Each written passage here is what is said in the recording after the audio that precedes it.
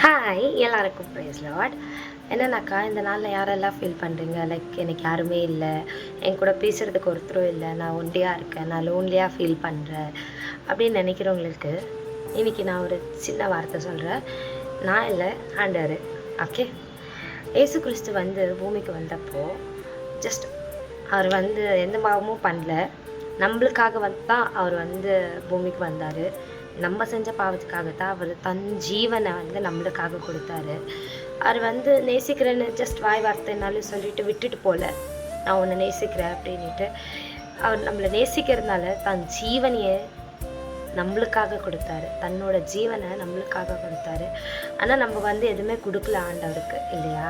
இருந்தாலும் பட் அவர் வந்து நம்மளை லவ் பண்ணிகிட்டே இருக்காரு. நம்ம எவ்வளோ தூரம் ஓடி போனாலும், எவ்வளோ பாவம் பண்ணாலும், எங்கே ஓடினாலும், நம்ம என்னவே அறிஞ்சு செய்கிறோமோ அறியாமல் செய்கிறோமோ, பட் இருந்தாலும் அவரோட கருணை கிருபை வந்து நம்ம மேலே எப்போவுமே இருக்குது.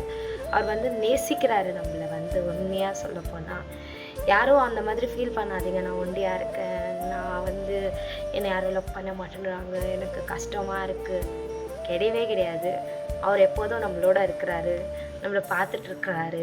மனுஷங்க வந்து முகத்தை பார்க்குறாங்க, ஆண்டவர் வந்து உள்ளத்தை ஆராய்ந்து அறிகிறவர். அவர் நம்மளோட இருக்கிறாரு.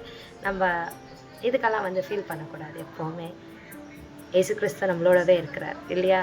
அவர் நம்புங்க.